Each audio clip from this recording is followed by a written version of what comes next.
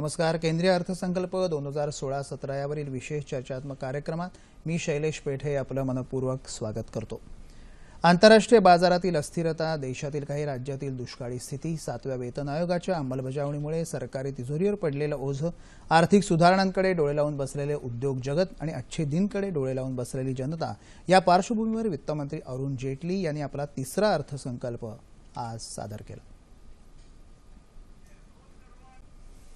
कृषी, पायाभूत सुविधा, ग्रामीण क्षेत्र आणि सामाजिक संरक्षण योजनांसह 9 स्तंभांवर उभा असलेला वर्ष 16-17 वर्षासाठीचा 19,78,000 कोटी रुपयांचा अर्थसंकल्प केंद्रीय वित्तमंत्री अरुण जेटली यांनी आज लोकसभेत सादर केला. वर्ष 2015-16 मध्ये विकास दर 7.6%, वित्तीय तूट 3.9% असेल तर महसुली तूट 2.5% असेल असं या अर्थसंकल्पात म्हटलं आहे. चालू आर्थिक वर्षात महागाई निर्देशांक 5.4% पर्यंत कमी झाला असल्याचं जेटली यांनी सांगितलं. जागतिक बाजारात मंदी असली तरी भारतीय अर्थव्यवस्था मजबूत असल्याचं सांगत देशांतर्गत उद्योग, आर्थिक सुधारणा आणि स्थूल अर्थव्यवस्था यावर भर दिला असल्याचं त्यांनी सांगितलं. We converted these difficulties and challenges into an opportunity. कश्ती चलाने वालों ने जब हार के दी पतवार हमें, लहर लहर तूफान मिले और मौर मौज मझधार हमें, फिर भी दिखाया है हमने और फिर ये दिखा देंगे सबको कि इन हालात में आता है दरिया करना पार हमें. 2017 अखेरपर्यंत वित्तीय तूट 1.4% पर्यंत कमी होईल अशी आशा त्यांनी व्यक्त केली. परकीय गंगाजळीत आतापर्यंतची सर्वाधिक वाढ झाली असून सध्या देशात $350 अब्ज इतकी परकीय गंगाजळी आहे. 7वा वेतन आयोग तसंच माजी सैनिकांसाठीची OROP योजना यामुळे तिजोरीवर ताण पडला असल्याचं त्यांनी नमूद केलं. त्यामुळे या अर्थसंकल्पात गरीब जनता, कृषी तसंच सामाजिक सुरक्षा योजनांवरच जास्तीत जास्त खर्च करण्याचा सरकारचा प्रयत्न असल्याचं ते म्हणाले. सन 2016-17 या आर्थिक वर्षात राजकोषीय तुटीचं लक्ष्य 3.5% निश्चित केलं आहे असं सांगून अंदाजपत्रकात 19.78 लाख कोटी रुपये खर्चाचं अनुमान आहे. यामध्ये 5.50 लाख कोटी रुपये नियोजित खर्च होईल तर 14.28 लाख कोटी रुपये अनियोजित खर्च सरकारला करावा लागणार आहे. गेल्या वर्षीच्या तुलनेत नियोजित खर्चात 15.3% वृद्धी झाली आहे. या चर्चासत्रात सहभागी होण्यासाठी आपल्याबरोबर आहेत अर्थतज्ञ अजय वाळिंबे आणि बाजार विश्लेषक उदय तारदाळकर. अजयजी, उदयजी, कार्यक्रमात आपलं मनपूर्वक स्वागत. राष्ट्रपती प्रणव मुखर्जी म्हणाले होते की जगातली सर्वात स्थैर्य असलेली आपली अर्थव्यवस्था आहे. तर पंतप्रधान नरेंद्र मोदी म्हणाले होते की 150 कोटी लोक आज माझी परीक्षा घेणार. एक दुर्दम्य आशावाद या आपल्यातनं दिसतोय. आज जो अर्थसंकल्प सादर झाला तर अर्थसंकल्पाची आखणी आणि देशाचा विकास या दोन वेगळ्या गोष्टी, एकच नाण्याच्या दोन बाजूही म्हणता येईल. काय दिशा हा अर्थसंकल्प आपल्याला देतोय, काय आव्हानं होती या अर्थसंकल्पामागे? शैलेश, मला असं वाटतं की हा अर्थसंकल्प सर्वसमावेशक म्हणजे आर्थिक विकासाची गती राखणारा असा अर्थसंकल्प सगळ्यांना अपेक्षित होता. आपल्याला सर्वात महत्त्वाची आव्हानं कुठली होती असा जर विचार केला अर्थसंकल्प पुढे, तर मला असं वाटतं की सर्वात मोठं आव्हान होतं की वित्तीय तूट जी 3.9 पर्यंत स्थिमित ठेवून पुढच्या वर्षी ती 3.5% पर्यंत ती स्थिमित ठेवायची. आणि मुख्य म्हणजे अरुण जेटलीने ते आव्हान पेलल्यासारखं वाटतं आणि ते म्हणाले आम्ही ते तसं करून ठेवू असा विश्वास त्यांनी दाखवला. सर्वात महत्त्वाचं ते आहे. आणि दुसरी महत्त्वाची गोष्ट म्हणजे कुठल्याही अर्थसंकल्पात महत्त्वाचं काय असतं तर मला असं वाटतं की कृषी, शिक्षण, आरोग्य आणि सोशल सेक्टर स्पेंडिंग. करेक्ट. हे सगळे 5ही सेक्टर पहिल्यांदा म्हणजे मला वाटतं हा बीजेपीचा किंवा सरकारचा तिसरा अर्थसंकल्प आहे. आणि त्याच्यात त्यांनी सुरुवातीला जे सांगितलं की हे 9 सेक्टर्स, 9 पिलर्स असं जे म्हटलं. आणि त्यामुळे सर्व घटकांचा विचार करून एक अर्थसंकल्प त्यांनी सादर केला. आणि जसं तू म्हणालास की ह्या एका नाण्याच्या दोन बाजू, ते मला असं वाटतं की ती कसरत त्यांना चांगली सांभाळता आली आहे असं वाटतं मला. उदयजी, आपली प्रतिक्रिया. आणि दुसरं म्हणजे एक वित्तीय शिस्त जी पूर्ण अर्थव्यवस्थेला लावायचा एक प्रयत्न आणि त्या प्रयत्नाबद्दल वित्तमंत्री बऱ्याचदा त्यांनी बोलूनही दाखवलेलं आहे, आंतरराष्ट्रीय परिसंवादात बोलून दाखवलेलं आहे. एक वित्तीय शिस्त आणण्याचा प्रामाणिक प्रयत्न दिसतोय अर्थसंकल्पात. आणि आपली पहिली प्रतिक्रिया जशी अजयने सांगितली, सर्वात प्रथम म्हणजे जी शिस्त त्यांनी दाखवली ती वाखाणण्यासारखी आहे, त्यात काही वादच नाही. आणि तुम्ही जर बघितलं की जेव्हा आपण सुधारणा सुरू केल्या 92 सालापासून 91 सालापासून, मला वाटतं प्रथमच हा शेती विषयावर जास्ती फोकस वाटतोय. आणि काही वर्षांपूर्वी लोकांनी एक टर्म वापरली होती, बिजली पाणी आणि सडक. म्हणजे पाणी आता गायब झालंय, पण बिजली आणि सडक त्याच्या जोडीला आता म्हणजे ते रोड आहे, इलेक्ट्रिसिटी आणि कुकिंग गॅस, म्हणजे जवळजवळ 1.5 करोड घरात कुकिंग गॅस यावर्षी द्यायचा मानस आहे आणि 5 करोड येत्या 3 वर्षात. बरोबर. तर जे वेलफेअरच्या दृष्टीने जे स्पेंडिंग म्हणतो त्यामध्ये चांगला फोकस आहे. आणि हे सगळं बघताना आपल्याला एक बघायला पाहिजे की आधारला एक कायदेशीर आधार आता मिळतोय. बरोबर आहे. आणि महत्वाची घोषणा होती. ती महत्वाची घोषणा होती. आणि आपण जेव्हा म्हणजे ज्या तळागाळाच्या लोकांपर्यंत पोहोचण्याचा प्रयत्न जेव्हा म्हणतो की आपण म्हणतो एक ब्रेडला ब्रेड स्प्रेड असतं, तर मागच्या वर्षी जेटली साहेबांनी एक जॅम नावाचा एक शब्द कॉइन केला होता. आता मला वाटतं हा जॅम सगळीकडे स्प्रेड होतोय. बरोबर आहे. जी अनुदानाची गळती ती कमी होईल आणि चांगल्या कारणासाठी हे पैसे वापरले जातील अशी अपेक्षा. जनधन आधार आणि मोबाईल आधार आहे. आणि खरंच त्यांनी आर्थिक गळती थांबवण्याचा प्रयत्नही केलेला खूप वाखाणण्यासारखा प्रकार. अजयजी, जे 7.5% विकास दर आपल्याला अपेक्षित आहे, पण आपली इकॉनॉमी ही ग्लोबल इकॉनॉमीशी संलग्न आहे. त्यामुळे चीनची अर्थव्यवस्था असेल, जपान असेल, अमेरिका असेल, ह्या जागतिक आर्थिक मंदीचं जे कारण आहे, काही इकॉनॉमिस्ट म्हणतात की चीनने देशांतर्गत उत्पादनावर आपला भर दिलेला आहे. आपल्यालाही संधी आहे, आपण त्यातनं बाहेर येऊ शकतो. पण याच्यावर 7.5% विकास दर जो आपण गाठण्याचा आपला मानस आहे पुढील 2 वर्षात 8%, तो कितपत शक्य आहे आपल्याला, किंवा ती चॅलेंजेस नाही आहेत का आपल्याला? निश्चित. म्हणजे तसं म्हटलं तर आज तू ऐकलं असेल तर सुरुवातीलाच अर्थमंत्र्यांनी सांगितलं की आपल्याला जागतिक आव्हानं खूप आहेत. म्हणजे अर्थसंकल्पाच्या भाषणाच्या सुरुवातीला आणि शेवटी त्यांनी दोन्ही वेळा तेच सांगितलं की आपल्याला प्रचंड आव्हानं आहेत आणि आपल्याला आपला देश त्यातून इन्सुलेट करायचं. म्हणजे मला त्याच्यातून माझी इकॉनॉमी सावरायची. बरोबर.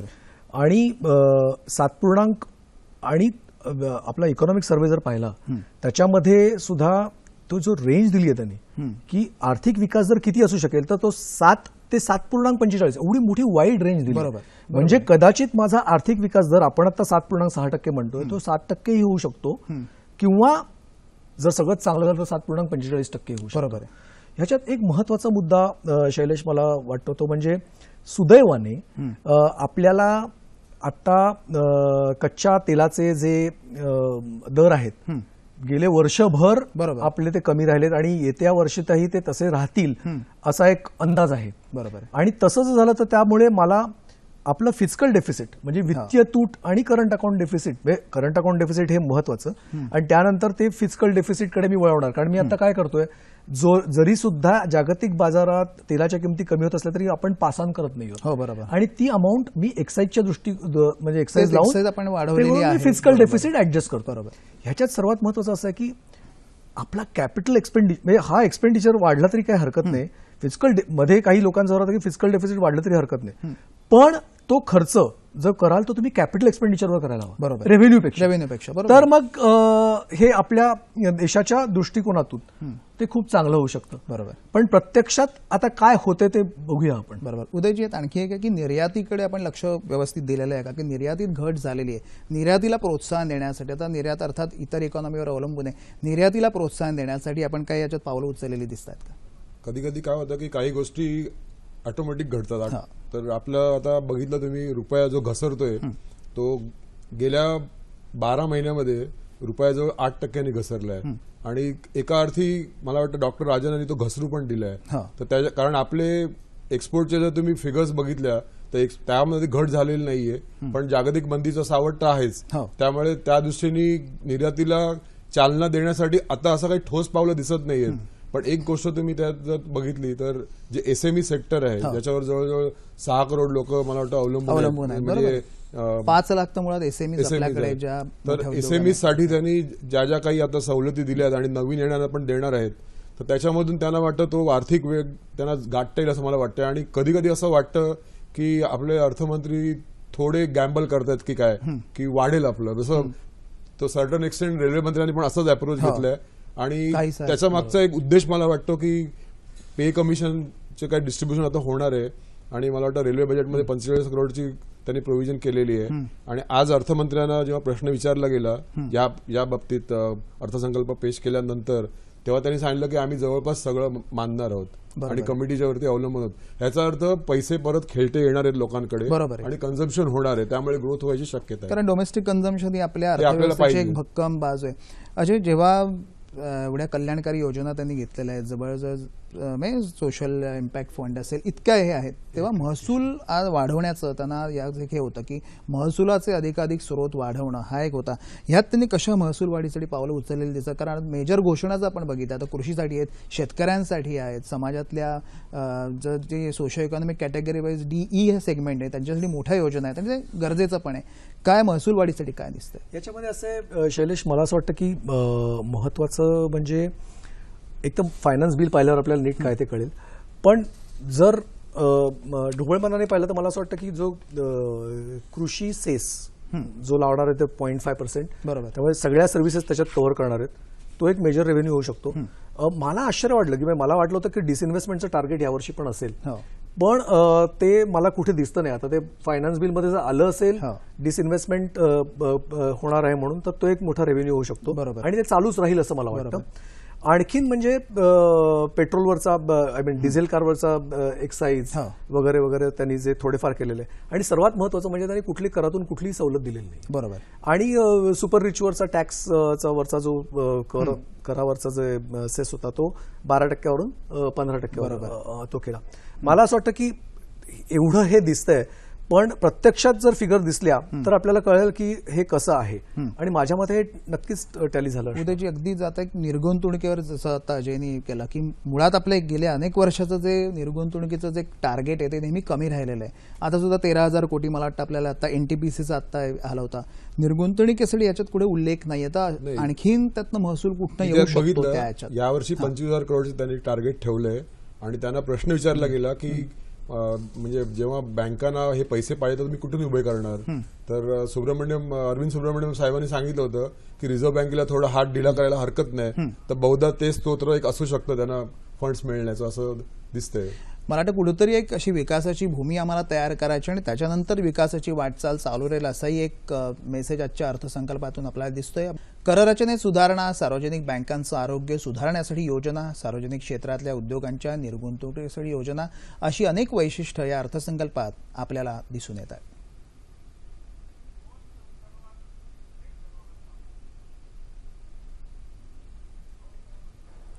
या अर्थसंकल्पामध्ये कररचना आणि सुधारणा सुचवताना वित्तमंत्र्यांनी 9 विभाग केले असून त्यामध्ये प्रामुख्यानं समाजातील गरीब आणि निम्न मध्यम वर्गाला विविध सवलती जाहीर केल्या आहेत. पहिल्यांदा घर खरेदी करणाऱ्यांना 50,000ची अतिरिक्त व्याज कपात सुचवली आहे, तर 60 वर्ग मीटरपेक्षा लहान घरांच्या बांधणीवर सेवा कर माफ करण्यात आला आहे. 5 कोटींपेक्षा जास्त उलाढाल करणाऱ्या कंपन्यांना 29% कॉर्पोरेट कर लावण्यात येणार आहे, तर नव्या कंपन्यांना 25% कॉर्पोरेट कराचा पर्याय ठेवण्यात आला आहे. निरामय स्वास्थ्य योजनेमध्ये साधारण विमा योजनांवरचा सेवा कर माफ करण्यास सुचवला आहे. स्टार्टअप योजनेसाठी पहिली 3 वर्ष नफ्यांवरील कर माफ करण्यास वित्तमंत्र्यांनी सुचवला आहे. अन्न प्रक्रिया आणि शीतकरण उद्योगाला प्रोत्साहन देण्यासाठी गोठवलेल्या अन्नावरील सीमा आणि उत्पादन शुल्क कमी करण्यात आले आहेत. या क्षेत्रात 100% परदेशी गुंतवणुकीला मान्यता देण्यात आली आहे. कररचना सुधारण्यासाठी न्यायमूर्ती ईश्वर समितीच्या शिफारशींना मंजुरी देण्यात आली आहे. आगामी वित्तीय वर्षात देशभरात नवीन 30,000 स्वस्त धान्य दुकानं सुरू करण्यात येणार आहेत. सार्वजनिक बँकांचं आर्थिक आरोग्य सुधारण्यासाठी इंद्रधनुष्य योजनेचा विस्तार करण्यात आला असून त्यानुसार या अंदाजपत्रकात 25,000 कोटी रुपयांची तरतूद करण्यात आली आहे. बँकांना आवश्यक असल्यास आणखी सहाय्य देता येईल असं वित्तमंत्र्यांनी यावेळी सांगितलं. समाजातील छोट्या उद्योजकांसाठी प्रधानमंत्री मुद्रा योजना कार्यान्वित झाली आहे. आतापर्यंत 2.5 कोटी लघु उद्योगांनी त्याचा लाभ घेतला आहे. या योजनेअंतर्गत आगामी वित्त वर्षात 1,80,000 कोटी रुपयांचं अर्थसहाय्य करण्याचं लक्ष्य निर्धारित करण्यात आलं आहे. सार्वजनिक क्षेत्रातील उद्योगांच्या निर्गुंतवणुकीची नवीन योजना या अंदाजपत्रकात सुचवली आहे. तसंच वित्तीय बँका, विमासारख्या कंपन्यांच्या दिवाळखोरीमुळे निर्माण झालेली परिस्थिती हाताळण्यासाठी विशेष समाधान तंत्र उपलब्ध करून देण्याची सूचना केली आहे. तसंच करांचं सरलीकरण आणि संयुक्तिकीकरण करण्यावरही भर दिला आहे.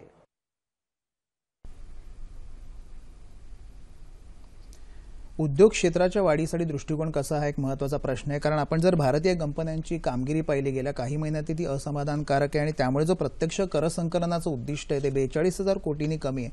आणि आर्थिक पाहणी अहवालात त्यांनी म्हटलं होतं की आपल्याला चांगले जॉब्स पाहिजे, चांगल्या नोकऱ्या पाहिजेत, स्थैर्य देणाऱ्या नोकऱ्या पाहिजेत, चांगलं स्किल त्यातनं निर्माण झालं पाहिजे. उदयजी, या अर्थसंकल्पामध्ये उद्योग क्षेत्राच्या वाढीविषयी काय दृष्टिकोन आपल्याला दिसतोय? दोन गोष्टी इकडे आपल्याला बघायला लागतील की जसं तुम्ही सांगितलं की ज्या टॉप कंपनीज आहेत, लिस्टेड कंपनीज, त्यांची ग्रोथ जवळ मागच्या क्वार्टरमध्ये फक्त 21% झाली आणि अजून तरी 6 महिने निदान यामध्ये कशी वाढवणार हा एक मोठा यक्षप्रश्नच अर्थमंत्र्यांपुढे असावा. त्या दृष्टीने त्यांनी करताना काही जे ठोस पावलं आपण जे म्हणू तर जी सर्वात पहिल्यांदा म्हणजे पॉवर सेक्टरला त्यांनी जी चालना दिली आणि मला वाटतं त्या दृष्टीने ऊर्जा मंत्र्यांनी जी कामगिरी केली गेल्या वर्षात ती खूपच उल्लेखनीय आहे. आणि त्याचबरोबर जे रोड म्हणजे नितीन गडकरी साहेबांचं जे डिपार्टमेंट 100 किलोमीटर त्यांचं आता उद्दिष्ट आहे या वर्षात. मला वाटतं ह्या दृष्टीने दोन्ही बाजूनी त्यांनी ते प्रयत्न केले. आणि एक निगेटिव्ह आस्पेक्ट आपण जेव्हा म्हणतो चांगल्यातला, ज्या अर्थी त्यांनी 1% सेस पेट्रोल कारवरती आणि डिझेल कारवरती लावला की ऑटो सेक्टर जे आपलं चांगल्यापैकी एक्सपांड झाले, जे कधी इकॉनॉमीचं एक म्हणजे एक ते यार्डस्टिक म्हणतात, तर त्या अनुषंगाने मला वाटतं ही 2 सेक्टर आता पुढे येतील. फक्त एकच मला थोडं आश्चर्य वाटलं की रेल्वेला कुठेही डायरेक्ट काही दिसलं नाही या अर्थसंकल्पामध्ये. अजय, जरी उदयजी म्हणाला तरी जेव्हा आपण म्हणतो की इन्फ्रास्ट्रक्चर असेल किंवा रोड्स असतील किंवा पोर्ट्स असतील किंवा इथे येते एनपीए जे आहे, अनुत्पादित कर्ज जे आहे त्याचं प्रमाण फार आपल्याकडे, आणि तो बँकिंग सेवामधले जे एनपीए समस्या मोठी राहिलेली, वित्तमंत्र्यांनी त्याला काही ॲड्रेस केलेलं पण आहे. पण आता जेव्हा आपण म्हणतो की रिझर्व्ह बँकेने व्याजदर कमी केले, ती अपेक्षा होती की ते लिक्विडिटी मार्केटमध्ये येईल आणि ते उद्योगांना त्याचा उपयोग करता येईल. प्रत्यक्षात बँकांनी ते आपले ताळेबंद नीट करण्यासाठी ती गंगाजळी ती वापरलेली दिसते आपल्याला. आता हे जे एनपीए आहेत इतक्या प्रमाणात आहेत, तुमचा एनपीए खूप संबंध येतो, तुम्ही ARC तुमचं हे आहे, कशा प्रकारे उपाय काढलेला दिसतो यात? शैलेश, याच्या आधी मी जस्ट एक तुझा आधीचा प्रश्न होता त्याचं एक उत्तर देतो की औद्योगिक उत्पादनाचा दर जो घटलेला आहे त्याच्या बाबतीत मात्र मला काही ठोस पावलं केलेली दिसत नाही दुर्दैवाने. आणि दुसरी महत्वाची गोष्ट म्हणजे फूड प्रोसेसिंग इंडस्ट्रीमध्ये फॉरेन डायरेक्ट इन्व्हेस्टमेंट त्यांनी अलाउ केली, 100% केली आहे, ही चांगली गोष्ट आहे. परंतु टेक्स्टाईलमध्ये म्हणजे रेडीमेड गार्मेंट्समध्ये त्यांनी एक्साईज वाढवलेला आहे. त्यामुळे खरं म्हणजे टेक्स्टाईल म्हणजे भारताचा वस्त्रोद्योग हा खूप मोठा उद्योग आहे. आणि चीन, आता एक गमतीचा भाग असा की चीनमधली जे टोटल एक्सपोर्ट आहे फक्त कपड्यांचं टेक्स्टाईल एक्सपोर्ट जर आपण बघितलं तर ते भारताच्या एकूण निर्यातीच्या पेक्षा जास्त आहे. आणि चीनचं फक्त अंडर गार्मेंटचा तू एक्सपोर्ट पाहिलंस तर ते भारताच्या पूर्ण टेक्स्टाईल एक्सपोर्टपेक्षा जास्त आहे. बरोबर. त्यामुळे मला असं वाटतं की जे आपल्याकडे ज्याची स्किल आहे त्याला खरं प्रोत्साहन द्यायला पाहिजे होतं सरकारने, आणि त्याच्या निर्यातीत वाढ जर आपल्याला झाली असती किंवा काही इन्सेंटिव्ह दिलं असतं टेक्स्टाईल इंडस्ट्रीला तर मला खूप अपेक्षित होतं. बरोबर. असो, आता आपण वळूया एनपीएकडे. जसं तू म्हणालास की एनपीएचा हा प्रश्न खूप गहन आहे आणि गेले काही महिने आपण सातत्याने बँकांचा परफॉर्मन्स आणि बँकांमधला वाढत असलेले एनपीएच्यावर आपण चर्चा करतोय. अनेकांच्या फिगर तर काही लाख कोटीपर्यंत एनपीए आहेत असे आपण म्हणतो. आता असं आहे की एनपीए बँकिंग सिस्टीममधून काढून टाकण्याकरता खरं हे काय हा प्रॉब्लेम काही नवीन आहे अशातला भाग नाही. सरफराजी ऍक्ट 2002 मध्ये आला, म्हणजे सरळ आपण कॅल्क्युलेट केलं तर 14 वर्ष, आणि त्याच्या आधी म्हणजे डीआरटी आलं तर 1993 मध्ये, म्हणजे आपण साधारण खरं म्हणजे 20 एक वर्षापासून हा प्रॉब्लेम आहे.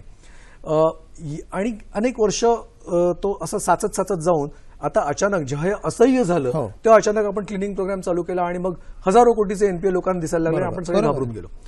आता एनपीए क्लिअर करणं हे तर खूप आवश्यक होतं, कारण बाझल नॉर्म प्रमाणे तुमचा कॅपिटल ॲडिक्वसी रेशो हा 7% हवा. बरोबर. आता जर तू पाहिलंस तर आपल्या पीएसयू बँकांनी जरी कितीही लॉसेस दाखवले असले तरी त्यांचा कॅपिटल ॲडिक्वसी रेशो हा चांगला आहे, जो अराउंड 7% आहे. बरोबर. किंवा 7%च्या वर आहे. आता मुद्दा असा आहे की हे क्लिनिंग अप करण्याकरता काहीतरी सक्षम यंत्रणा पाहिजे. बरोबर. म्हणून असेट रिकन्स्ट्रक्शन कंपनी जो सरफेसी ऍक्टमध्ये ज्या फॉर्म झालेले आहेत त्या एआरसीमधनं कॅपिटल, आता तुम्ही जे सगळे एनपीए विकत घेणार हजारो लाखो कोटीच्या, बरोबर, तर त्याच्याकरता तुमच्याकडे कॅपिटल पाहिजे.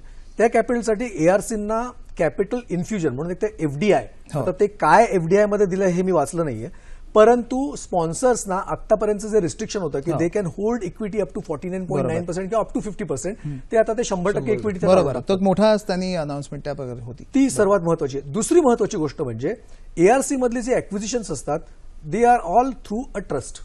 ओके, आता जेव्हा या ट्रस्टमध्ये म्हणजे कसं असतं की मला जेव्हा NPA कुठलाही विकत घ्यायचा असतो, so we form a trust आणि ट्रस्ट अक्वायर्स दॅट असेल. बरोबर. आता त्या ट्रस्टमध्ये लोक इन्व्हेस्ट करणार आणि त्या इन्व्हेस्टमेंटवर त्यांना रिटर्न मिळणार. बरोबर. उगाच कोणी इन्व्हेस्ट करणार नाही. बरोबर. आता जेव्हा ते इन्व्हेस्ट करतील तर त्याच्यावर त्यांनी त्याला ट्रस्टला कम्प्लीट पास थ्रू दिलाय. बरोबर. म्हणजे आता आम्ही काय करतो, जेव्हा एखाद्या ट्रस्टमधनं तुम्ही इन्व्हेस्ट करता तेव्हा तुम्हाला सिक्युरिटी रिसिट किंवा पास थ्रू सर्टिफिकेट मिळतं. ते संपूर्ण त्यांनी पास थ्रू सर्टिफिकेट हे टॅक्स फ्री, म्हणजे ते आता ज्याला उत्पन्न मिळेल, ज्याच्या हातात ते उत्पन्न येईल त्याला कर प्राप्त होईल. बरोबर आहे. बरोबर. त्यामुळे ट्रस्ट आता TDS एक तर कापू शकेल किंवा निश्चित जो बेनिफिशियरी आहे त्याच्यात त्याला ते टॅक्सेबल राहील असं आहे. उद्या शेअर बाजारावर काय पडसाद आपल्याला दिसतात? कारण आज शेअर बाजाराचं बघितलं 660 अंकांनी शेअर बाजार जेव्हा अनाउन्समेंट झाले, बजेट अनाउन्स झाला तेव्हा खाली आलेला होता. शेअर बाजारावर या सगळ्याचा काय परिणाम होते? आणि रघुराम राजनचं एक स्टेटमेंट आहे की शेअर बाजार म्हणजे इकॉनॉमी नव्हे, इकॉनॉमी काही वेगळी गोष्ट आहे. तरी सुद्धा जे रिॲक्शन आपल्याला दिसतात गेल्या काही दिवसातल्या, शेअर बाजारावर काय पडसाद दिसतात? काही रिॲक्शन ज्या उतावळ्या होत्या त्यामुळे तो 600 पॉईंटनी तो खाली गेला आणि नंतर तो इनफॅक्ट 100 पॉईंट वरती होता आणि शेवटाला एक 150 पॉईंट खाली आला. एक शेअर बाजारामध्ये एक थोडा निगेटिव्ह म्हणजे जे आपण बघितलं की डिव्हिडंड टॅक्स जो 10 लाखाच्या वरती आहे तो लागणार आहे. पण त्या व्यतिरिक्त काही अशा गोष्टी आहेत की ऑप्शन ट्रेडिंगमध्ये जो STT लागतो तो आता तिप्पट झालाय. 0.017 म्हणतो 0.05 झालाय. ह्याचा खूप मोठा परिणाम शेअर बाजाराच्या टर्नओव्हरवरती होऊ शकतो आणि थोडीफार लिक्विडिटी पण कमी होऊ शकते. पण मला ह्यामध्ये 2 गोष्टी दिसतात ज्या अजून काही अभिप्रेत झालेल्या नाहीयेत. की आपण बघितलं काही महिन्यांपूर्वी आपला डेरिव्हेटिव्हचा जो लॉट आहे तो 2 लाखावरून 5 लाख केला. बरोबर. आणि ऑप्शन ट्रेडिंगमध्ये आपण तिप्पट करतोय. बहुधा एक तर सेबी किंवा फायनान्स मिनिस्ट्री यांचं असं काही उद्दिष्ट असेल की किरकोळ गुंतवणूकदारांनी ह्याकडे वळू नये. आणि त्या बाबतीत मी पूर्णपणे मी मान्य करतो की ऑप्शन ट्रेडिंगमध्ये किरकोळ गुंतवणूक येऊच नये. तर एका दृष्टीने हे चांगलं पाऊल असं मला वाटतं. अजय, ब्लॅक मनी किंवा काळ्या पैशाचं याच्यात कुठेही उल्लेख हे नव्हता, कारण त्यांनी गेल्या 2 याच्यात त्यांनी म्हटलं होतं की आमच्या सरकारचं आहे की काळा पैसा परत भारतात आणणं. त्या दृष्टीने या अर्थसंकल्पात किंवा काही त्याच्या पद्धतीत म्हटलेलं दिसत नाही आज. दुर्दैवाने नाही. आणि मला तर वाटतं की मोठ्या घोषणा ज्या सुरुवातीला केल्या होत्या की प्रत्येकाच्या अकाउंटमध्ये 15 लाख रुपये येतील वगैरे, आणि बरेच जण त्याची वाट बघतात. आणि पण मला असं वाटतं की काळा पैसा आणण्याकरता त्यांचे जे प्रयत्न आहेत ते चालू राहतील. मला फक्त एक गोष्ट शैलेश ऍड करायची आहे, ती म्हणजे स्टॉक मार्केटच्या बाबतीत एक थोडी पॉझिटिव्ह गोष्ट, म्हणजे थोडी म्हणण्यापेक्षा पॉझिटिव्ह गोष्ट अशी आहे की बाजाराला एक अपेक्षा किंवा भीती अशी होती की long term capital gain tax हा कदाचित येऊ शकतो. कारण आता जे शॉर्ट टर्म कॅपिटल गेन 1 वर्षाच्या आत माझं होल्डिंग असेल तर त्याच्यावर लागणार होता, लागतो, तर ते 3 वर्षापर्यंत एक्सटेंड होईल. तसं झालेलं नाहीये. आणि त्यामुळे बाजाराला थोडं ते एक प्रकारचं काय म्हणतात त्याला रिलीफ हा मिळालेला आहे. आणि दुसरी महत्वाची गोष्ट म्हणजे शेअर बाजाराचा आता जो थोडा नरमाईचा कल दिसतो ते मला असं वाटतं की ओव्हरऑल म्हणजे ट्रेंड आता बेअरिश आहे. आणि जागतिक बाजारपेठेचा म्हणजे जो परिणाम हा आपल्या शेअर बाजारावर होतच राहणार आहे. बरोबर. त्यामुळे शेअर बाजार हा केवळ अर्थसंकल्पावर अवलंबून असतं असं म्हणणं बरोबर नाही. त्यामध्ये एक गोष्ट मी ऍड करू इच्छितो की फेडरल रिझर्व्ह 1% आता जवळजवळ इंटरेस्ट रेट वाढवायची शक्यता आहे येत्या वर्षात. तर सगळ्या इमर्जिंग मार्केट्स कडून जिकडे पैसा जाणार असेल तर शेअर बाजार हा असाच राहणार आहे. बरोबर. जातात अगदी एक थोडक्यात दोघांनी उत्तर द्या की ह्या ज्या 10 योजना आपण सरकाराला आल्या होत्या, किंवा मेक इन इंडिया असेल, स्टार्टअप असेल, स्टँडअप असेल, किंवा उदयजी त्यांची योजना आहे, किंवा इंद्रधनुष बँकिंगसाठी, त्यांनी एवढ्या 10 मेजर योजना केल्यात. मग जॅम असेल जसं आपण उल्लेख केला की आता हा मेसेज जातोय का की आमच्या एवढ्या योजना आम्ही केल्यात, आमचं हे चालू आहे, राहता राहील तो प्रश्न राहील तो गुड सर्व्हिस टॅक्स GSTचा राहील, किंवा आता लँड ॲक्विजिशन मध्ये किंवा लँड सेलच्या काही. आता ह्या सिग्नल इतका क्लिअर जातोय का की ह्या 10 गोष्टी आम्ही करतो, आमचं पॉझिटिव्ह अप्रोच आहे, आता कंप्लेंट करायचं नाही, आता तुम्ही कामाला लागा, असा एक कुठे संदेश जातो यातनं? दोघांनाही प्रश्न आहे. शैलेश, मला असं वाटतं की मेक इन इंडिया हा मध्ये जो अटेम्प्ट केला आणि आपला कायम अटेम्प्ट आहे तो या सरकारचा, तर त्या दृष्टिकोनातून जी काही पावलं उचलली आहेत ती या बजेटमध्ये मला तरी दिसली. म्हणजे गेले 2-3 वर्ष म्हणजे मला असं वाटतं की केवळ एक अर्थसंकल्प बघून चालणार नाही. म्हणजे तू अजून 2 अर्थसंकल्प येणार आहेत आणि यावर्षी तर त्यांनी टार्गेटच दिलं, म्हणजे 2017 पर्यंत हे, 2019 पर्यंत हे, बरोबर. वगैरे वगैरे. तर मला असं वाटतं की ते दिसायला लागलेलं आहे आणि किंबहुना त्यांनी आज जे आणखीन एक कंपनी लॉमध्ये जी अमेंडमेंट करणार आहेत की ज्याच्यात तुम्हाला एका दिवसात कंपनी फॉर्म करता येणार आहे आणि अनेक अमेंडमेंट अजून येणार आहे आणि इज ऑफ डुईंग बिझनेस हा प्रकार सुद्धा त्यांनी पुन्हा ठळकपणे सांगितलं की त्याकरता ते जे 9 स्तंभ त्यांनी सांगितलं त्याच्यात is of doing business is one of them. बरोबर. त्यामुळे मला असं वाटतं की ते दिसतंय. फक्त एक ते म्हणजे बँकांना त्यांनी जे 25,000 कोटी जे कॅपिटल इन्फ्युजन आहे ते मला वाटतं खूप कमी आहे आणि ते जास्त पाहिजे होतं. बरोबर. उदय, अगदी थोडक्यात मला वाटतं आपण एक दिवसीय सामन्याचा कम्पेअर केलं आजच्या स्थितीला तर सुस्थितीत असताना सुद्धा थोडी संथ बॅटिंग केली असं मला वाटतं एफएमनी आणि बहुधा त्याला जीएसटीचं सावट असावं आणि मानसिक तयारी आपली केली त्यांनी 15% सर्व्हिस टॅक्स नेलाय तो एकदम 16-17 कसा करायचा हा त्यांच्यापुढे प्रश्न असावा. त्यामुळे थोडी संथ बॅटिंग केली असं म्हणायला हरकत नाही. तुम्ही संथ बॅटिंग म्हणजे त्याला मला एक दुसरा शब्द वाटतो, कुठेतरी एक कॉशियस ऑप्टिमिझम आहे की एक सावध आशावाद असं आपल्याला दिसतोय ना आजच्या या चर्चेत. अजयजी, उदयजी, आपण सहभागी झाल्याबद्दल मनपूर्वक धन्यवाद. 9:30ची वेळ झाली आहे तर 9:30च्या बातमीपत्रात काही ठळक बातम्या आपण पाहूया. कृषी सामाजिक आर्थिक सुधारणांना गती देणारा अर्थसंकल्प केंद्रीय वित्तमंत्र्यांकडून संसदेत सादर. प्राप्तिकर रचनेत बदल नाही, मध्यम करदात्यांना काहीसा दिलासा तर महागड्या वस्तूंवरचा अधिभार वाढवला. विकासदर 7.6 तर वित्तीय तूट 3.9% राखण्यासाठी सरकार प्रयत्नशील. कृषी क्षेत्रासाठी 35,984 तर पायाभूत क्षेत्राकरता 2,21,246 कोटी रुपयांची तरतूद. आधार कार्डाला मिळणार वैधानिक दर्जा, थेट हस्तांतरण योजनेचा विस्तार करण्याचं उद्दिष्ट.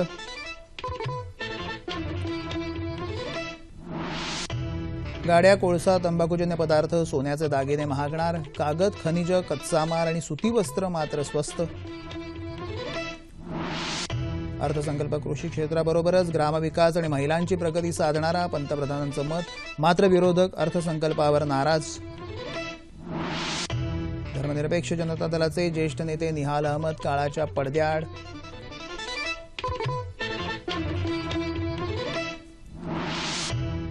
आणि राज्यात अनेक ठिकाणी अवकाळी पाऊस आणि गारपीट, पिकांचं नुकसान.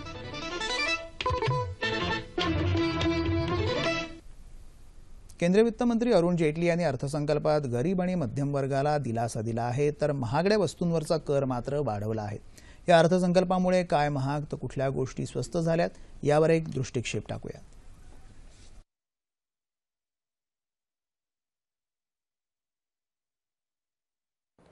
या अर्थसंकल्पात पायाभूत क्षेत्राच्या विकासासाठी सर्वात जास्त म्हणजेच 2,21,246 कोटी रुपयांची भरघोस तरतूद करण्यात आली आहे. गेल्या काही वर्षांपासून प्रलंबित असलेले 85% रस्ते विकास प्रकल्प मार्गी लागले असून रस्ते आणि महामार्ग विकासासाठी 55,000 कोटी रुपयांची तरतूद करण्यात आली आहे.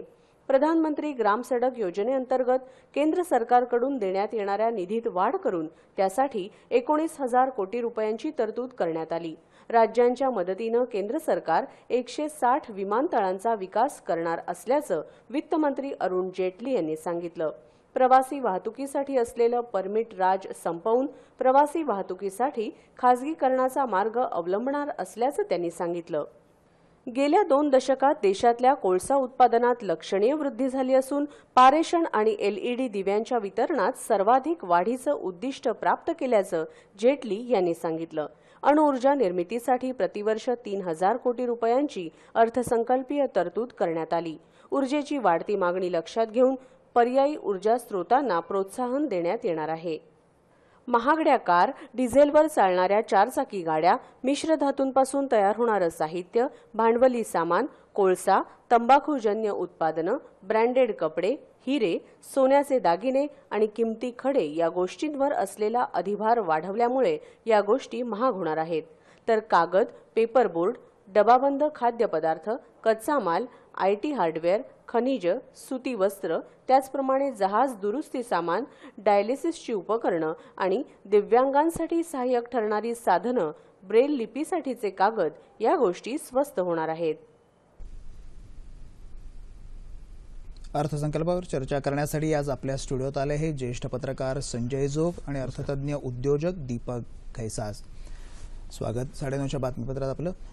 आज जो अर्थसंकल्प सादर झाला, आपण आता बघितलं कुठल्या गोष्टी महाग झाल्या, स्वस्त झाल्या, मुळातच करदात्यांच्या खरंच काही अपेक्षा होत्या यातनं, त्या दृष्टिकोनातनं सर्वसामान्य करदात्या माणसाला या अर्थसंकल्पाने, या नागरिकाला अर्थसंकल्पाने काय दिलं असं वाटतं संजय? माझ्या दृष्टीने खरं तर थोडं म्हणजे निगेटिव्ह आहे, हरताळ फासला की काय असं एकूण एक प्रतिक्रिया केली. एक आता आजच्या दिवसाचा एक महत्वाचं म्हणजे एक लीडिंग पेपर आहे त्यांनी, आणि आता ऑस्करचा सीझन होता, काल रात्री ऑस्करचे अवॉर्डचे दाखवण्याचं काम चालू होतं. साधारण 25 गोष्टी अर्थमंत्री आणि ऑस्कर अवॉर्ड घेऊन जातील का म्हणून त्याच्यात उल्लेख केला होता. त्यातल्या 2 महत्वाच्या ज्या होत्या त्या म्हणजे करदात्यांसाठी साधारण 2.25 लाखावरनं 2.50 लाख वाढवण्यात येईल का स्लॅब, तो एक महत्वाचा मुद्दा होता. तसं काही केलं नाही, तशी अपेक्षा एक्झॅक्टली. पण ज्याशी 5 लाखांपर्यंत उत्पन्न आहे त्याला 3,000 रुपयाचं आता एक रिलीफ दिलेलं आहे. आणि त्याचबरोबर घर भाड्याची जी एकूण जी मर्यादा होती ती 24,000वरनं 60,000 पण केलंय. त्यामुळे खऱ्या अर्थाने जे करदाते आहेत, छोटे करदाते आहेत, त्यांच्या दृष्टीने खरोखर हा निराशाजनक आहे. परंतु हे करत असताना आता परत अर्थमंत्र्यांनी हे उद्धृत केलंय की माझं सरकार किंवा हे एनडीए सरकार हे कॅपिटल टॅक्स किंवा आपण कॉर्पोरेट टॅक्स जो आहे तो आपण आता 24% म्हणजे 30 वरनं 24 ते 25 पर्यंत आणणार, आणि जी टाइमलाईन दिलेली आहे ती आम्ही टाइमलाईन कंटिन्यू करतो. हा एक अत्यंत महत्वाचा निर्णय आहे. आणि त्याचबरोबर म्हणजे he has kept on his course म्हणता येईल तसं, म्हणजे जी वित्तीय तूट 2015 आणि 16ला 3.9% करण्याची होती आणि पुढच्या वर्षी 3.5% करण्याची होती. मला असं वाटतं ते टार्गेट ठेवलेलं आहे. That's definitely a major achievement. पण हे करत असताना एका बाजूला गरिबांना साथ देणारा, शेतकऱ्यांसाठी आम्ही करतोय, इरिगेशनसाठी नवीन प्रयत्न करतोय, पण त्याचबरोबर आजच्या दिनसाठी तुम्ही वाट बघा हेही सांगणारा अर्थसंकल्प, असं आता तरी इंट्रोडक्टरी याच्यात मला म्हणावं लागेल. दीपकजी, आपली प्रतिक्रिया? एक तर मला वाटतं की अर्थसंकल्प त्यांनी मांडताना ही खूप कसरत त्यांना करायची होती, कारण जागतिक आव्हानं आहेत, जागतिक आव्हानं आहेत, महागाई आहे, डेफिसिट आहे, इंटरनॅशनल मॉनिटरी फंड्सना आणि वर्ल्ड बँकेला दिलेले प्रॉमिसेस आहेत, वर्ल्ड ट्रेड ऑर्गनायझेशन आहे, त्यामुळे कस्टम ड्युटी कुठे वाढवायची, कमी करायची, हे सगळं आपल्याला बंधन आहेत त्याच्यावर थोडीशी. आणि या सगळ्यामधून मार्ग काढून भारतातल्या आम जनतेकरता आणि इंडस्ट्री करता या दोघांनाही खुश ठेवणारा किंवा त्यांना प्रोग्रेस म्हणजे एनकरेज करणारा, प्रोत्साहन देणारा असा अर्थसंकल्प तयार करणे मुळात कठीण आहे. आणि त्या मनाने माझ्या मते त्यांनी खूप चांगला प्रयत्न हा केलाय. रेव्होल्युशनरी असेल किंवा क्रांतिकारक काहीतरी असेल असं पहिल्यांदा जे वाटलं होतं, कारण नॉर्मली कोणत्याही सरकारचा तिसरा अर्थसंकल्प असतो हा निवडणुकीच्या छायापासून दूर गेलेला असतो आणि पुढच्या निवडणुकीच्या छायाच्या अलीकडे असतो. बरोबर. त्यामुळे सर्वात जास्त रिस्क ही कोणत्याही अर्थमंत्र्याला तिसऱ्या वर्षात घेता येते. त्यामुळे हे ते रिस्क ही घेतील असं वाटलं होतं, पण त्याच्याऐवजी त्यांनी मला वाटतं वास्तवाशी तारतम्य ठेवणारा अर्थसंकल्प असंच मी त्याचं वर्णन करेन. आणि कुठल्याही सरकारला, मग या सरकारला तर 100 दिवस पूर्ण झाल्यावरच जनतेने प्रश्न उपस्थित झालेले होते. मुळात एक सामाजिक न्यायाचा जर आपण विचार केला की या सरकारने ज्या मी मगाशी म्हटलं 10 ज्या स्कीम्स त्यांच्या होत्या त्या अतिशय समाजातल्या तळागाळापर्यंत पोहोचायचा त्यांचा प्रयत्न होता. मग स्टँडअप इंडिया असेल, स्टार्टअप इंडिया असेल, हा सरकारचा विचार आहे. संजयजी, सामाजिक न्यायाचं प्रतिबिंब या अर्थसंकल्पात आपल्याला कसं दिसतं? काही प्रमाणात म्हणजे खरंच हे झालं होतं ना की हे सरकार म्हणजे सूटबुटकी सरकार अशावर एक थोडक्यात टीका व्हायला लागलेली होती. आणि त्याचबरोबर शेती आणि सोशल सेक्टर, मग त्याच्यात पब्लिक हेल्थ असेल, त्यानंतर सोशल एम्पॉवरमेंट असेल, वुमन एम्पॉवरमेंट असेल, ह्याकडे कुठेतरी डोळेझाक करताय का? तर मुद्दामून किमान एक 4 पॅरेग्राफ तरी, म्हणजे मी जे काय भाषणात वाचले त्यानुसार अरुण जेटलींनी याच्यावर कॉन्सन्ट्रेट केलेला आहे. दुसरा महत्वाचा मुद्दा म्हणजे एका बाजूला ज्या वेळेला मेक इन इंडिया सारखा एक मोठा इव्हेंट एक्स्ट्रा वॅगनचा करून आपण जो राबवला, ते करत असताना आम्ही फक्त इंडिया शायनिंगचीच पुनरावृत्ती करत नाही, तर आम्ही खालच्या तळागाळातल्या लोकांनाही आम्ही तेवढीच साथ देतो, महत्व देतो. आणि त्याचं एम्पॉवरमेंट करणं, यासाठी जसं दीपक म्हणाले त्यानुसार खरं तर याच्यामध्ये बोल्ड डिसिजन घेणं अपेक्षितच होतं. इकॉनॉमिक म्हणजे नरेंद्र मोदी साहेब पहिल्या याच्या भाषणापासून म्हणत होते की आमचं कॉन्सन्ट्रेट असेल ते रिफॉर्म टू ट्रान्सफॉर्म. मला असं वाटतं इथे ते कुठेच दिसलं नाही, पण एक डेफिनेट आशादायक आहे की सोशल सेक्टर म्हणजे मगाशी म्हणाला तसं पब्लिक हेल्थ, त्यानंतर बेसिकली वुमन एम्पॉवरमेंट, एज्युकेशन, आणि सर्वात म्हणजे ज्या मनरेगाला प्राईम मिनिस्टर नरेंद्र मोदी यांनी सांगितलं होतं की काँग्रेसचं कर्तृत्व काय, तर हे थडगं उभं केलं. पण त्याच्यातल्या डेफिनेटली अशा काही मूलभूत या अमेंडमेंट करून म्हणजे त्याच्यातनं डेफिनेटली की म्हणजे असेट निर्माण होतील अशा पद्धतीने करून 38,500 कोटीची केलेली तरतूद आहे. मला असं वाटतं ती सोशल एम्पॉवरमेंटच्या दृष्टीने अत्यंत महत्वाची आहे. Deepakji, stand up India, startup India आपला SME वर पण विशेष अभ्यास आहे. ह्याचं ईज ऑफ डुईंग बिझनेस असेल या सरकारचं एक महत्त्वाचं हे होतं. त्या दृष्टीने जॉब क्रिएट होण्याच्या दृष्टीने, रोजगार निर्मिती होण्याच्या दृष्टीने आणि नवीन बिझनेस या इंडस्ट्री उभ्या राहण्याच्या दृष्टीने या बजेटमध्ये आपल्याला काही दिसतंय? तर एक तर जे डायरेक्ट प्रोव्हिजन्स त्यांनी केल्या स्टार्टअप्स करता, आणि मग मुख्य म्हणजे उल्लेख करायचा असा की स्टार्टअप ही संकल्पना आता बजेटमध्ये पहिल्यांदाच यावर्षी आलेली आहे. आणि स्टार्टअप करता काहीतरी करणं जरुरी आहे ही एक भावना निर्माण झालेली आहे.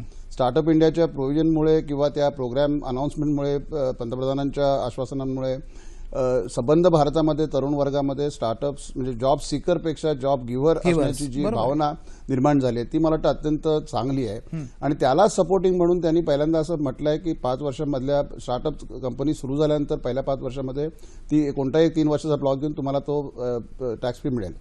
परंतु जनरली कोणत्याही स्टार्टअपमध्ये पहिल्या 3-4 वर्षात प्रॉफिट होतच नाही, त्यामुळे ती प्रोव्हिजन विशेष काही महत्वाची आहे असं मला वाटत नाही. पण एक स्टेटमेंट म्हणून किंवा एनकरेजमेंट म्हणून माझ्या मते हा चांगला एक संकल्प त्यांनी मांडलेला आहे तिथे. दीपकजी, आपण जो मुळात इंडस्ट्री किंवा निर्यातीचंच आपण म्हटलं की सॉफ्टवेअरमधनं सुद्धा 20% आपण जो निर्यातीचा वाटा आहे केंद्राच्या याच्यात ती 20% तर सॉफ्टवेअरमधनंही होतं.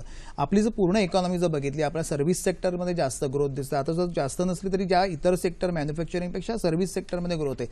सर्व्हिस सेक्टर आणि मॅन्युफॅक्चरिंग जेव्हा आपण म्हणतो या सरकारचा मॅन्युफॅक्चरिंगवर जास्त भर आपल्याला दिसतोय, त्यातूनच रोजगार निर्मितीचा त्यांचा प्रयत्न आहे. आणि आता दावोसमध्ये वर्ल्ड इकॉनॉमिक फोरममध्ये तिथल्या बऱ्याच अॅनालिस्टनी किंवा गुंतवणूकदारांनी सांगितलं की भारताला जर पुढे, भारतीय अर्थव्यवस्थेला जर पुढे यायचं असेल तर त्याला इंडस्ट्रियलायझेशन 4 त्यांनी म्हटलं 4.0 म्हणजे चौथी औद्योगिक क्रांती भारतात व्हायला पाहिजे अशी त्यांनी अपेक्षा केली. मग ते रोबोटिक्स असेल, इतर मॅन्युफॅक्चरिंगमधले असतील, काय वाटतं आपल्याला? मला वाटतं की याच्यामध्ये इंडस्ट्रियल आउटपुट किंवा मॅन्युफॅक्चरिंग आउटपुट हा जो यायला पाहिजे तो आता साधारण जीडीपीच्या 15% आहे. तो 22 ते 25% पर्यंत न्यावा ही इच्छा भारताने 2002-2012 प्रत्येक वेळेला जेव्हा मॅन्युफॅक्चरिंग पॉलिसी काढली त्याच्यामध्ये मांडण्यात आली. परंतु कोणत्याही सरकारने त्याकरता आवश्यक असणाऱ्या गोष्टी मांडल्या नाहीत किंवा केल्या नाहीत. आताच्या सरकारने मात्र ईज ऑफ डुईंग बिझनेस हा जो महत्वाचा त्याचा भाग आहे. उदाहरणार्थ स्टार्टअप करता किंवा स्मॉल इंडस्ट्री करता एक तर त्यांनी आणखीन एक क्रेडिट त्यांना एक्सटेंड करण्यासाठी एक हब निर्माण केलं आणि त्याच्यामध्ये याला पुन्हा फंड्स प्रोव्हाइड केलेले आहेत. साधारण 15,000 का 22,000 कोटी त्यांनी त्याचे उभे केलेले आहेत. दुसरी गोष्ट म्हणजे एका दिवसात कंपनी फॉर्म करण्यासाठी किंवा वाइंडअपसाठी किंवा जे बँकरप्सी लॉज आपल्यामध्ये आहेत की जशी एंट्री तुम्हाला पटकन करता येईल तसं एक्झिट तुम्हाला करता आला पाहिजे, याच्याकरता ज्या प्रोव्हिजन्स केलेल्या आहेत. किंवा डिस्प्यूट रेझोल्युशन हा एक मोठा इंडस्ट्रीमधला महत्वाचा डोकेदुखी आहे. आणि डिस्प्यूट रेझोल्युशन आपल्याकडे इतका त्याच्यामध्ये वेळ आणि उशीर लागतो की बाहेरचे इन्व्हेस्टर्स किंवा बाहेरच्या कंपन्या भारतात येण्यासाठी कचरण्याचं मुख्य कारण हे डिस्प्यूट रेझोल्युशन आहे. कोणतं कॉन्ट्रॅक्ट एन्फोर्समेंट ही कोर्टामधून होताना जवळजवळ 8 ते 10 वर्ष जातात. त्यामध्ये केलेल्या कॉन्ट्रॅक्टचा काही उपयोग होत नाही. आणि इतर साधारण कमी डेव्हलप झालेल्या देशांमध्ये जे प्रकार चालतात त्याच्यापेक्षाही वाईट किंवा त्याच्यापेक्षा डिले आपल्या भारतामध्ये होऊ शकतो. या गोष्टी टाळण्यासाठी मला वाटतं सरकारने आता ते नवीन लॉज आणणं किंवा अमेंडमेंट करणं किंवा जुने अगदी जे 1930-1932 जे लॉज आहेत ते चेंज करणं या दृष्टीने पावलं टाकलीत. बजेट हे त्याच्याकरता मांडण्याचं प्लॅटफॉर्म नव्हे, पण त्याचं सुतोवाच मात्र त्यांनी आता करून ठेवलेलं आहे. याचा अर्थ इंडस्ट्रीला जे आवश्यक आहे किंवा एफडीए करता जे आवश्यक आहे याच्याकरता त्यांनी मला वाटतं ईज ऑफ डुईंग बिझनेस याच्यावर त्यांनी खूप मोठा भर दिलेला आहे. फक्त हा भर देऊन आता उपयोग नाहीये, कारण त्याची मानसिकता जी ब्युरोक्रेसीपर्यंत जायला पाहिजे की जिथे तो इम्प्लिमेंट होतो तिकडे जी ब्युरोक्रेसी आहे की आम्ही तुम्हाला लायसन्स देतोय, मी तुमच्यावर उपकार करतोय, ही भावना जाऊन आम्ही तुम्हाला सर्व्हिस देतोय आणि तुम्ही लवकर कंपनी चालू करा, एका दिवसात कंपनी चालू करा आणि वाइंड अप करायचं असेल तर बाहेर पडता आलं पाहिजे, डिस्प्युटेशन करता आलं पाहिजे.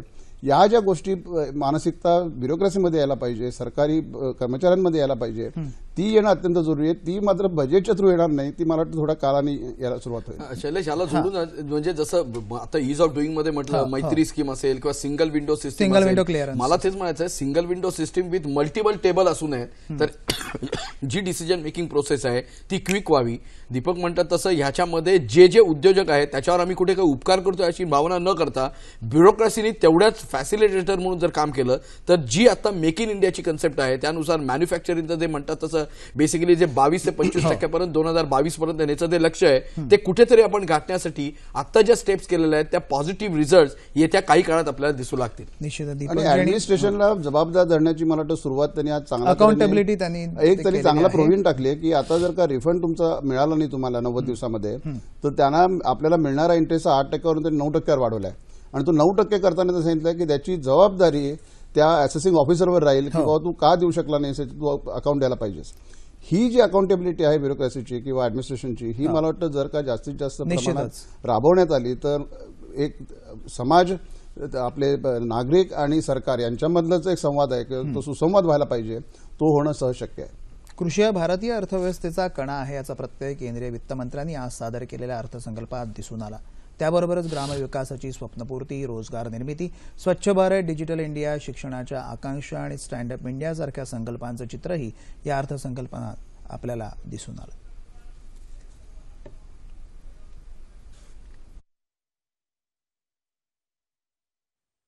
कृषी क्षेत्राला प्राधान्य देत या क्षेत्रासाठी 35,984 कोटी रुपयांची तरतूद अर्थसंकल्पात करण्यात आली आहे. प्रधानमंत्री सिंचन योजनेअंतर्गत 28.5 लाख हेक्टर शेतजमीन सिंचनाखाली आणली जाणार आहे. नाबार्डच्या माध्यमातून सिंचनासाठी 20,000 कोटी रुपये उभारण्याचाही प्रस्ताव आहे. या वर्षात देशभरातील 23 सिंचन प्रकल्प पूर्ण केले जाणार आहेत. सेंद्रिय शेतीला प्रोत्साहन देण्यासाठी 2 नव्या योजनांची घोषणा वित्तमंत्र्यांनी केली. या अंतर्गत पुढच्या 3 वर्षात 5 लाख एकर शेती सेंद्रिय पद्धतीने केली जाणार आहे. कोरडवाहू जमिनींसाठी परंपरागत कृषी विकास योजना सुरू केली जाणार आहे. भूजल पातळी वाढवण्यासाठी 7,000 कोटी रुपयांची तरतूद करण्यात आली आहे, तर सेंद्रिय शेतीसाठी 412 कोटी रुपये देण्यात आले आहेत. मनरेगा अंतर्गत 5 लाख शेततळी बांधण्याचं उद्दिष्ट आहे, तर मृदा आरोग्य कार्ड अंतर्गत 14 लाख हेक्टर जमिनींचं मृदा परीक्षण केलं जाणार आहे. शेती उत्पादनांची पणन व्यवस्था अधिक मजबूत करण्याचाही प्रयत्न या अर्थसंकल्पात करण्यात आला आहे. या अंतर्गत कृषी उत्पन्न बाजार समिती कायदा सुधारणा करून शेतकऱ्यांना त्यांचा माल थेट ग्राहकांपर्यंत किंवा छोट्या दुकानदारांपर्यंत पोहोचवण्याची मुभा दिली जाईल. तसंच डॉ. बाबासाहेब आंबेडकर यांच्या 125व्या जयंती वर्षानिमित्त देशभरातील शेतकऱ्यांना शेतीमाल विक्रीसाठी 14 एप्रिलपासून एकीकृत कृषी विपणन योजनेअंतर्गत ई प्लॅटफॉर्म उपलब्ध केले जाणार आहे. संजयजी, कृषी क्षेत्राचा विकास साधण्यासाठी, कृषीचा विकास दर वाढवण्यासाठी मग सिंचन क्षमता वाढवणं असं, स्वस्त बियाणं देणं, फर्टिलायझर्स असतील, कीटकनाशकांचा प्रभावी वापर आहे आणि अन्नधान्याची नासाडी वाचवणं, आणि मुख्य म्हणजे हाचा जो केंद्रबिंदू शेतकरी आहे, जो शेतकरी हा केंद्रबिंदू याचा असला पाहिजे की जो माल निर्मिती करतोय त्याच्या हातात त्याची किंमत ठरवण्याचा अधिकार नसणं, हा जो एक प्रकार आहे, त्या दृष्टीने या अर्थसंकल्पात आपल्याला काही दिसतंय. अत्यंत महत्त्वाचे निर्णय घेतलेले आहेत. म्हणजे त्याला थोडी राजकीय बाजू आहेत आणि ती मांडावीच लागेल इथे. म्हणजे महाराष्ट्रासारख्या राज्यामध्ये एका महिन्यामध्ये 121 आत्महत्या होतात, त्या कंटिन्यू होत आहेत. मला कुठल्या सरकार आहे त्याच्याबद्दल देणं घेणं सुद्धा नाही, पण शेतकऱ्यांची आत्महत्या होत आहे, हा अत्यंत महत्त्वाचा प्रश्न आहे. गेल्या 1.5 वर्षामध्ये 1,533 हायकोर्टाने सांगितलेली आकडे आहेत, त्यामुळे याच्यात एक्झॅगरेशनचा कुठलाही मुद्दा नाही. परंतु शेतीवर भर देण्यासाठी 2-3 महत्त्वाची जी पावलं उचलली आहेत त्याचा इथे उल्लेख करणं डेफिनेटली जरूर आहे. एका वेळेला शेतीमालाचं म्हणजे त्याला म्हणतात फार्म टू फॅक्टरी जेव्हा नेण्यात येते तर त्याच्यामध्ये 40% लॉस येतो. It's a big loss. जसं पॉवर सेक्टर मधला लॉस हा 14%वरनं 74%, म्हणजे नॉर्थ ईस्ट मधल्या काही राज्यांमध्ये माझ्याकडे स्टॅटिस्टिक्स आहे त्याच्यानुसार तो 73.3% आहे. तर त्यावेळेला अशामध्ये जो शेतीमधला जो लॉस आहे तो कमी करणं, त्यासाठी 100% FDI, म्हणजे आताच प्रकाश सिंग बादलांच्या ज्या सुनबाई आहेत त्या आपल्या आता फूड प्रोसेसिंग मिनिस्टर आहेत, मेकिंग मध्ये करेक्ट त्यांनी प्रपोजल केलं म्हटलेलं होतं, ते त्यांनी उल्लेख केला. हे अत्यंत माझ्या दृष्टीने महत्वाचं आहे. म्हणजे एका बाजूला शेतीचा झालेला माल त्याला आत्ताच्या असलेल्या मार्केट इकॉनॉमीच्या बेसवर किंमत मिळणं आणि इथे असलेलं जे उत्पादन आहे त्याची वाजवी मूल्य तर मिळणंच, पण त्याचा लॉस कमी करणं, यासाठी केलेलं पाहतो अत्यंत महत्वाचं आहे. आपलं शेतीचं उत्पादन आहे हे नेहमी निगेटिव्ह झोनमध्ये होतं. दरवेळेला उल्लेख झाला की 4% अॅग्रिकल्चर ग्रोथ व्हायला पाहिजे.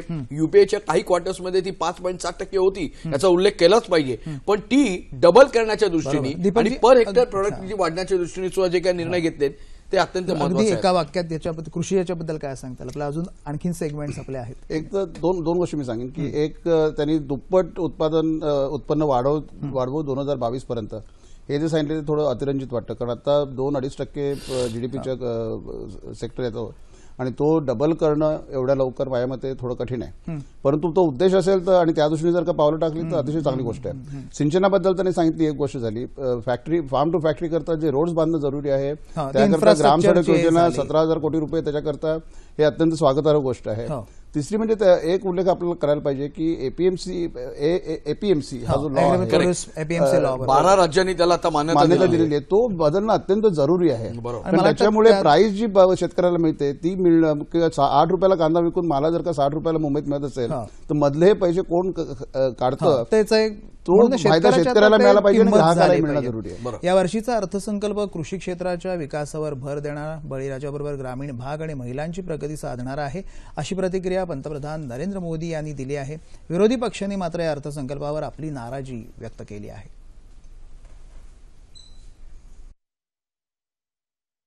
किसानों की आय को दुगुना करने की दिशा में इस बजट में कई अहम कदम उठाए गए हैं.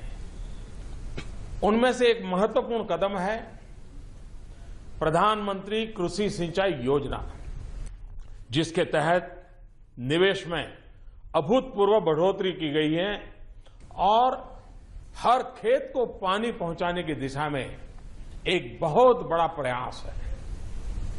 गांव के विकास में बिजली और सड़क, इस महत्व को मैं और आप हम सब जानते हैं.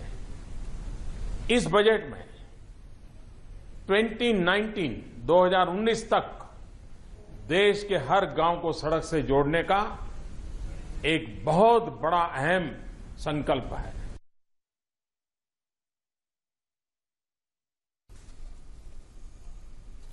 अर्थसंकल्पात केंद्रीय वित्तमंत्र्यांनी कररचनेसंदर्भात केलेल्या घोषणांचे शेअर बाजारात संमिश्र पडसाद उमटले, त्यामुळे अपेक्षित तेजी काहीशी दूर राहिली. गुंतवणूकदारांनी समभागांची विक्री केल्यानं मुंबई शेअर बाजाराचा निर्देशांक 152 अंकांनी घसरला, पण बाजार बंद होताना मात्र स्थिती काहीशी सुधारली आणि निर्देशांक 23,098 वर स्थिरावला. राष्ट्रीय शेअर बाजारातही 42.70% अंकांनी घसरला आणि निर्देशांक 7,000 वर स्थिरावला, असं पीटीआयच्या बातमीत म्हटलं आहे.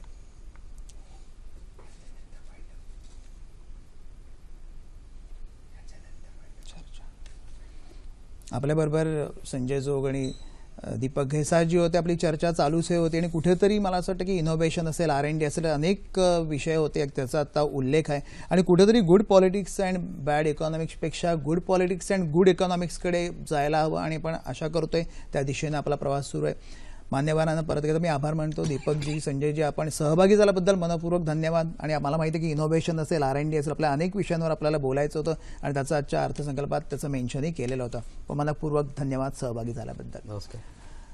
धर्मनिरपेक्ष जनता दलाचे ज्येष्ठ नेते, माजी मंत्री आणि राज्याचे माजी विरोधी पक्ष नेते निहाल अहमद यांचं आज सकाळी वृद्धापकाळानं नाशिक इथं निधन झालं. ते 90 वर्षांचे होते. 1962 मध्ये मालेगाव नगर परिषदेचे नगराध्यक्ष म्हणून त्यांच्या राजकीय कारकिर्दीची सुरुवात झाली. त्यानंतर 1967 मध्ये आमदार म्हणून निवडून आल्यानंतर पुन्हा 1977 ते 1999 पर्यंत सलग मालेगाव मतदारसंघाचं त्यांनी प्रतिनिधित्व केलं होतं. हवामान. राज्यात बऱ्याच ठिकाणी अवकाळी पाऊस होत आहे. अकोल्यात आज गारांचा पाऊस झाला तर नागपूरमध्ये दुपारी 4 वाजता जोरदार वृष्टी झाली. राज्यात ठिकठिकाणी अवकाळी पाऊस आणि गारपिटीनं थैमान घातलं आहे. नागपुरात आज पहाटे 4 पासूनच जोरदार पावसाला सुरुवात झाली. येत्या 24 तासात मध्य महाराष्ट्र, मराठवाड्याचा काही भाग तसंच कोकण भागात मेघगर्जनेसह पाऊस पडण्याची शक्यता हवामान खात्यानं व्यक्त केली आहे. मुंबई आणि परिसरात हवामान ढगाळ राहील असा अंदाज आहे. तापमान अंश सेल्सिअसमध्ये. मुंबई कमाल 32, किमान 22, नागपूर 32-18,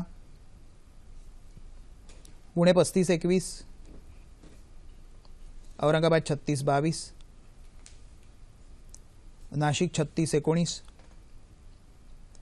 कोल्हापूर 35-23, रत्नागिरी 33-22, सोलापूर 37-23 आणि अमरावती कमाल 32 तर किमान 20. ठळक बातम्या पुन्हा एकदा. कृषी, सामाजिक आणि आर्थिक सुधारणांना गती देणारा अर्थसंकल्प केंद्रीय वित्तमंत्र्यांकडून संसदेत सादर.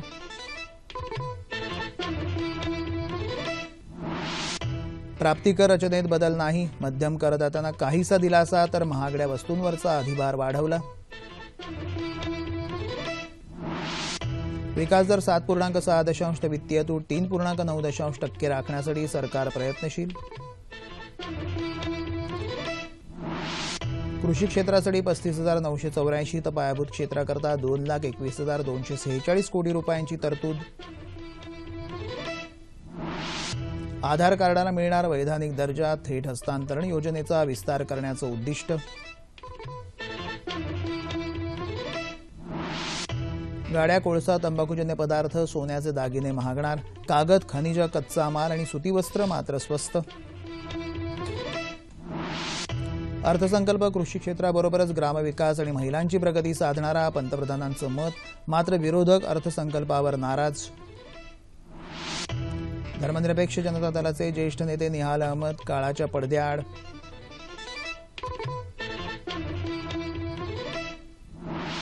आणि राज्यात अनेक ठिकाणी अवकाळी पाऊस आणि गारपीट, पिकांचं नुकसान.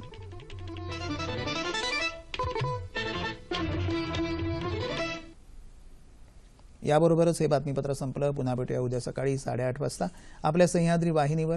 नमस्कार.